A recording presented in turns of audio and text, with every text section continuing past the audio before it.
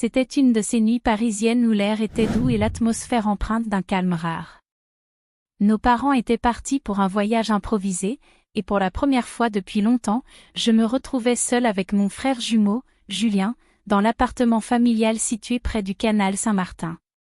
La lumière tamisée des lampadaires pénétrait à travers les volets entr'ouverts, projetant des ombres dans le salon. Le silence, rompu uniquement par le bruit lointain d'un tramway et le doux tic-tac de l'horloge murale, ajoutait une étrange tension à cette soirée. Assise sur le canapé, je parcourais distraitement mon téléphone, tandis que Julien, étalé sur le fauteuil en face, fixait la télévision sans vraiment la regarder. Il portait une chemise blanche légèrement froissée et un jean sombre, et ses cheveux bruns désordonnés lui donnaient cet air nonchalant que beaucoup lui enviaient. « Tu veux regarder un film ?» demanda-t-il brusquement, brisant le silence pesant. Je levai les yeux, surprise par sa voix. Nos regards se croisèrent, et une étrange étincelle passa entre nous. Ce n'était pas la première fois que nous étions seuls, mais quelque chose ce soir-là semblait différent. « Ce que tu veux ?» répondis-je en haussant les épaules, feignant l'indifférence. Julien sourit légèrement, d'un sourire à la fois taquin et sincère. Il attrapa la télécommande et commença à parcourir lentement les options sur l'écran, prenant un malin plaisir à tester ma patience. Si tu continues à hésiter, je choisis une comédie romantique, plaisantai-je, espérant détendre l'atmosphère. Même pas en rêve, répondit-il en riant doucement, mais il y avait une note de nervosité dans son ton. Finalement, il sélectionna un vieux film que nous avions vu des dizaines de fois. Alors que nous nous installions côte à côte sur le canapé, une étrange tension semblait flotter dans l'air, presque palpable. Je pouvais sentir la chaleur de son bras près du mien, une proximité qui, ce soir-là, me troublait plus que de raison. À un moment donné, je sentis son regard posé sur moi. Je me tournai légèrement, et nos regards se croisèrent à nouveau. Son expression était indéchiffrable, mais intense. « Pourquoi tu me regardes comme ça ?» demandai-je, essayant de cacher ma nervosité. « Rien », répondit-il avec un sourire énigmatique. Il se pencha en avant, appuyant ses coudes sur ses genoux, et murmura d'une voix plus grave. « Tu ne trouves pas ça étrange, d'être jumeaux ?» Sa question me prit au dépourvu. « Étrange comment ?» demandai-je, intrigué. « Les gens pensent toujours qu'on est pareil. »« Mais on ne l'est pas, » poursuivit-il. « Tu es différente, Juliette. » Il prononça ces mots avec une sincérité désarmante, et pour la première fois, je me rendis compte à quel point il semblait préoccupé. La conversation dériva sur des sujets plus légers, mais l'étrange tension ne disparut pas. Plus tard dans la soirée, alors que je m'apprêtais à aller me coucher, Julien posa une main sur la mienne. « Bonne nuit », murmura-t-il. Son regard semblait chercher quelque chose dans le mien, et je sentis un frisson parcourir mon dos. « Bonne nuit », répondis-je, la voix tremblante. Cette nuit-là, malgré la fatigue, le sommeil me fuyait. Couché dans mon lit, j'entendais le léger grincement du parquet sous les pas de Julien qui se déplaçait dans le salon. L'image de ses yeux, si intense, continuait de hanter mes pensées. Chaque détail de cette soirée semblait gravé dans ma mémoire, son sourire hésitant, sa main effleurant la mienne, et surtout cette étrange sensation d'une barrière invisible qui venait d'être franchie. Vers 2 heures du matin, j'entendis un bruit léger venant de la salle de bain. Une lumière filtrant sous la porte attirait mon attention. Intrigué, je me levai silencieusement et traversai le couloir. La porte de la salle de bain était entr'ouverte, laissant entrevoir Julien debout devant le miroir, ses mains appuyées contre le rebord du lavabo. Il avait visiblement passé de l'eau sur son visage, et ses cheveux étaient humides, tombant légèrement sur son front. Son reflet dans le miroir semblait perdu, troublé. « Julien ?» murmurai-je. Il releva brusquement la tête, surpris par ma présence. Nos regards se croisèrent à travers le miroir. Une tension électrique emplit la pièce. « Je n'arrive pas à dormir », dit-il finalement d'une voix rauque, presque un murmure. « Moi non plus, avouai-je. » Un silence lourd s'installa entre nous. Puis, sans réfléchir, je fis un pas à l'intérieur de la pièce. La lumière froide du néon illuminait nos visages, rendant chaque détail de ses traits encore plus frappant. Ses yeux bruns étaient empreints d'une émotion que je n'arrivais pas à définir. Parfois, j'ai l'impression que tu es la seule à vraiment me comprendre, dit-il soudainement. Sa voix était basse, presque un soupir. Ces mots, aussi simples soient-ils, réveillèrent en moi un mélange de sentiments contradictoires, un étrange réconfort, mais aussi une inquiétude croissante. Moi aussi, Julien, répondis-je finalement. Tu es la seule personne qui me comprend vraiment. Je ne savais pas pourquoi je disais cela, mais c'était la vérité. Depuis notre enfance, nous avions toujours partagé un lien unique. Pourtant, ce soir-là, ce lien semblait avoir pris une nouvelle dimension, à la fois effrayante et fascinante. Julien se retourna lentement, faisant face à moi. Il était maintenant très proche, et je pouvais sentir la chaleur de son souffle. Le monde extérieur semblait avoir disparu, il n'y avait plus que nous deux, enfermés dans cette bulle d'intimité étrange. « Tu as déjà pensé à ce que ça aurait été si nous n'étions pas jumeaux ?» demanda-t-il doucement. Mon cœur s'emballa. Je ne savais pas quoi répondre. Ce qu'il suggérait, bien que non dit clairement, résonnait profondément en moi. « Julien, qu'est-ce qui se passe ?» murmurai-je. Il haussa les épaules, visiblement déstabilisé par ses propres émotions. « Je ne sais pas, avoua-t-il. Mais je ne peux pas ignorer ce que je ressens. » Sa main se leva, hésitante, pour écarter une mèche de cheveux de mon visage. Son geste était si doux, si naturel, qu'il en était presque irréel. Mon cœur battait à tout rompre, et pourtant, je ne bougeais pas. Une partie de moi voulait fuir, mais l'autre ne pouvait détourner le regard. Le silence était devenu presque insupportable. Alors, avant que je ne puisse réagir, Julien s'approcha encore, et nos fronts se touchèrent légèrement. Son souffle chaud effleura mes lèvres. « Je ne veux pas te perdre » murmura-t-il. Ces mots brisèrent quelque chose en moi. Une larme roula sur ma joue, et Julien la balaya doucement avec son pouce. Pour un instant, nous restâmes ainsi, immobiles, comme suspendus dans le temps. Puis, réalisant l'ambiguïté de la situation, je fis un pas en arrière. Je dois retourner me coucher, dis-je, la voix tremblante. Julien hocha la tête, respectant ma décision, mais son regard suivit chacun de mes mouvements alors que je quittais la pièce. Les jours qui suivirent furent marqués par un étrange silence entre Julien et moi. À chaque instant passé ensemble, je ressentais cette tension sous-jacente, un mélange de gêne et de quelque chose de plus profond, plus difficile à définir.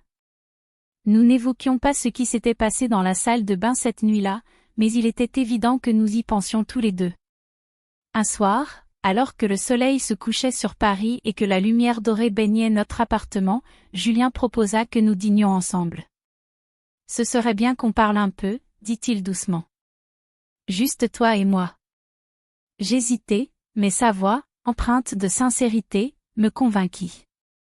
Je préparai un dîner simple, mais élégant, et pour l'occasion, je mis une robe noire fluide, élégante mais pas trop provocante, qui soulignait subtilement ma silhouette. Je laissai mes cheveux lâchés, tombant en vagues naturelles sur mes épaules. Quand Julien entra dans la cuisine, vêtu d'une chemise blanche légèrement déboutonnée, je remarquai qu'il avait fait un effort particulier. Ses cheveux étaient coiffés, et son parfum boisé remplissait l'air. Il était beau, mais cette pensée me troubla, et je détournai rapidement le regard. « Tu es magnifique » lâcha-t-il soudainement. Je rougis, esquissant un sourire timide, mais ne répondis pas. Il y avait dans son compliment une chaleur différente, presque interdite.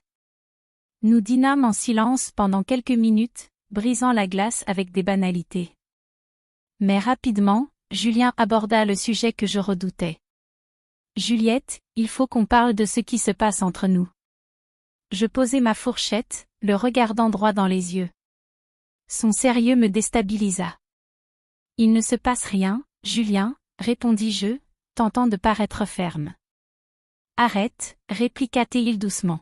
« Tu sais que ce n'est pas vrai. » Il s'approcha légèrement, ses coudes posés sur la table, et son regard capturant le mien. Mon cœur battait à tout rompre. « Depuis combien de temps ressens-tu ça ?» demanda-t-il, presque dans un murmure. « Ressens quoi ?» protestai-je, même si je savais exactement de quoi il parlait. Ce lien entre nous, qui est différent. Je baissai les yeux, incapable de soutenir son regard. Une partie de moi voulait fuir cette conversation, mais l'autre savait qu'elle était inévitable. Julien se leva soudainement et contourna la table pour venir s'asseoir à côté de moi. Je sentis sa chaleur tout près, et cela me fit frissonner. « Juliette, » murmura-t-il. « On ne peut pas continuer à prétendre que rien n'a changé. » Je relevai les yeux vers lui. Son expression était à la fois tendre et intense. Il leva une main hésitante, effleurant doucement mon bras. Ce simple contact envoya une onde électrique à travers mon corps.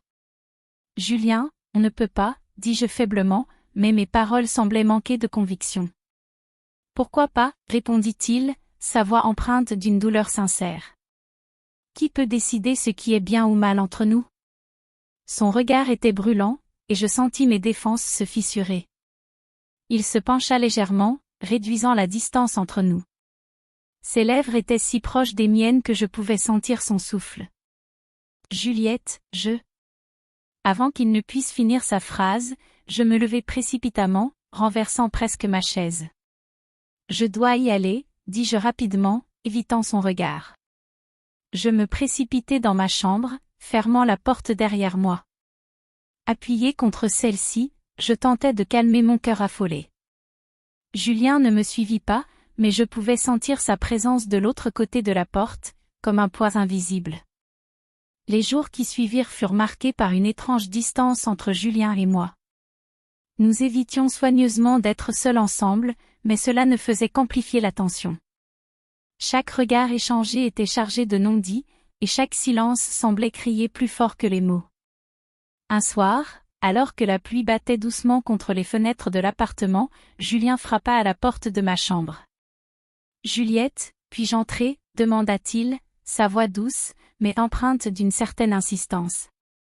Je pris une profonde inspiration avant de répondre. « Oui, entre. » Il entra, vêtu d'un pull gris et d'un jean, son allure décontractée trahissant une nervosité inhabituelle. Il tenait 2 tasses de thé chaud, et un léger sourire éclairait son visage. « Je pensais que ça pourrait t'aider, » dit-il en tendant une tasse. Je pris le thé, évitant soigneusement de croiser son regard. « Merci. » Julien s'assit sur le bord de mon lit, à une distance respectueuse, mais suffisamment proche pour que je ressente sa présence. Un silence s'installa, seulement interrompu par le bruit de la pluie. « Juliette, je ne peux plus continuer comme ça, » murmura-t-il enfin. Je relevai les yeux vers lui, surprise par son ton. « Continuer quoi ?» À faire semblant que je ne ressens rien, dit-il, sa voix brisée par l'émotion. « Que nous ne ressentons rien. » Son aveu me frappa comme un éclair. Mon cœur s'emballa, mais je ne savais pas quoi répondre. Julien posa sa tasse sur la table de chevet et se tourna complètement vers moi. « Je sais que c'est compliqué, mais je ne peux pas nier ce qui est là, entre nous, » continua-t-il.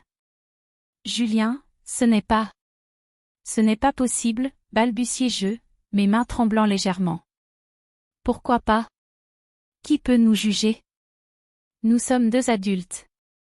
Et ce que je ressens pour toi, ce n'est pas quelque chose que je peux simplement ignorer. » Sa déclaration était à la fois sincère et déchirante.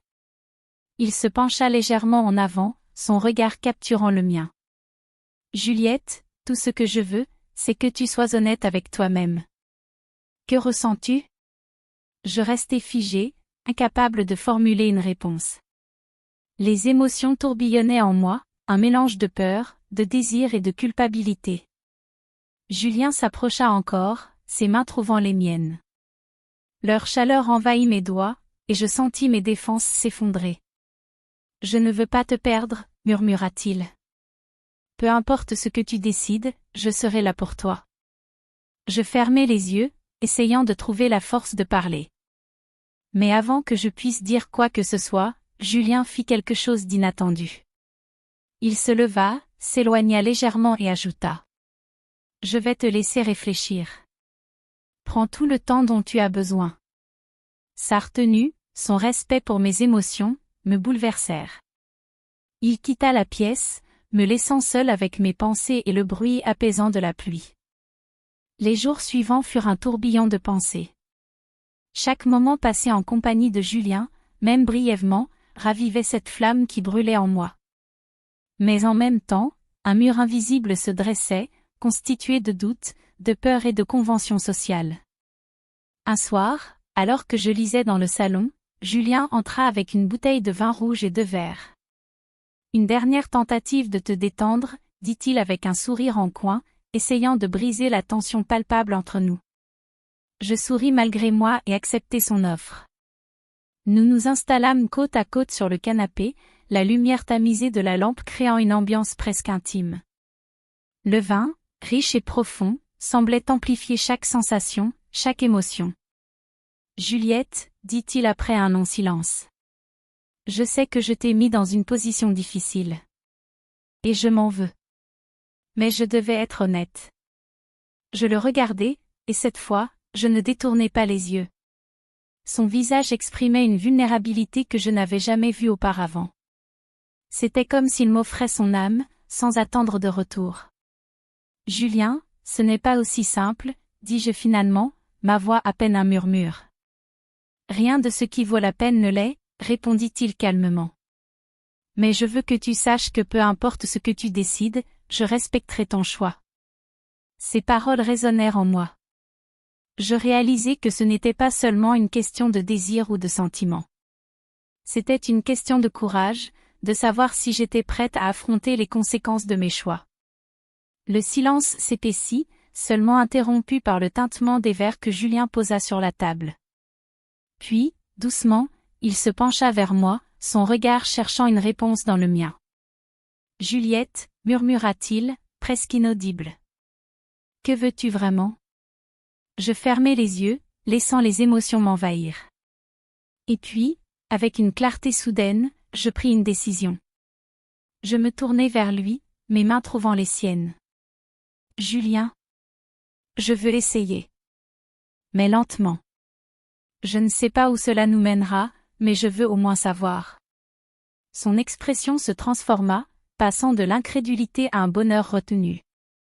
Il hocha doucement la tête. « Je te promets qu'on prendra tout à ton rythme. » Ce moment, bien que chargé d'incertitude, marquait un tournant.